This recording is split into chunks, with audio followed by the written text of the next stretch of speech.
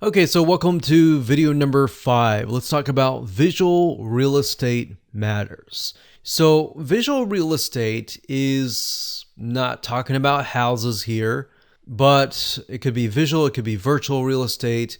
Same thing. Basically, all that means is that the size of your image matters a lot. So imagine the image or even the screen right here. This screen right here just means that how much is your image taking up of the page. So if the image is big, then of course your real estate is going to be bigger. If it's small and you're not taking a whole lot of space, then your real estate virtually or visually is going to be not a whole lot. Now, why does that matter? Well, did you know that Pinterest allows you to pin graphics that are vertically oriented, meaning that they're long, which means that you're going to take more real estate compared to that of a square. So if you had the option to either use a square or a vertical rectangle, which one would you use? Well, the vertical rectangle, of course, right? Because not only does it take more space out of the page, it definitely shows up compared to all the other images. And not only that, in addition to that, it stands out. Now, when you're dealing with vertical rectangles, the problem is you need to make sure that your images look good. Because with a square image, you just put up an image, you can put a call to action, put up important information on that and put it up, and that's it. But with a vertical, you begin to realize that you need to really make it look good. It's not just a bunch of images. It's got to look really good. And don't worry about that. We're going to talk about that in just a second. So if you're not a graphic designer, it doesn't matter. You're going to be able to create some amazing pictures. Now, going back to why this is important and why taking up more virtual real estate is important. This is because the more of the page that you're going to take up, the better. The smaller of your image is, the less of the page you take up. And worse, you're going to be overpowered by folks on Pinterest that are using these longer pins. Because the longer pin is actually the strategy that will actually work. Now, this is a proven method that we discovered while testing our own images. We found that the longer pins would actually show up on the page. They got pinned more because they were obviously being shown a lot more.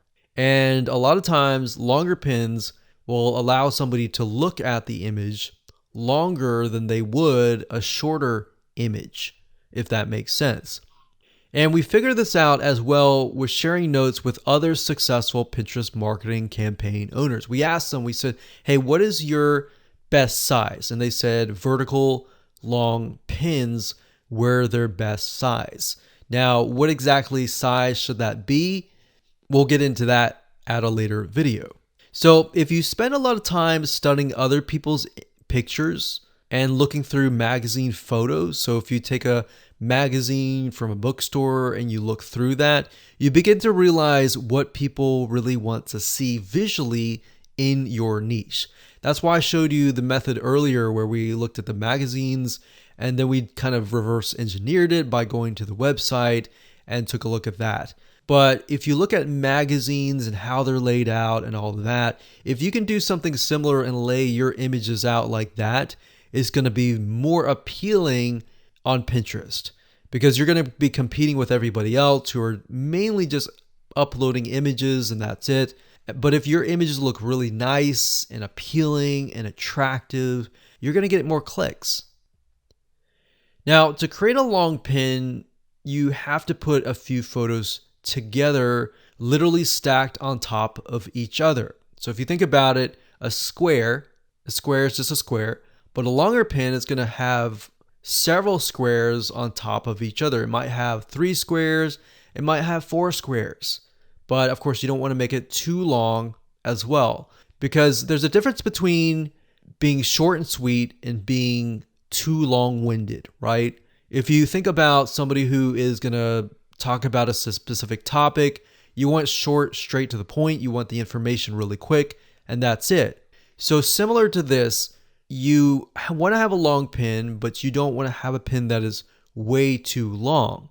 So that's just something to keep in mind as you are thinking about how you can go ahead and create these long pins.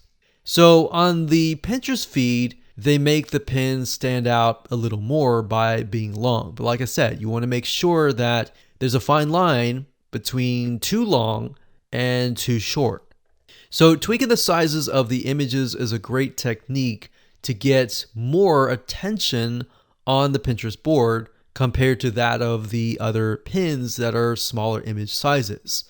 So in the next few videos, we're going to discuss one type of long graphic that attracts a lot of attention, that works really well, that you can easily create without having any sort of professional graphic designer experience.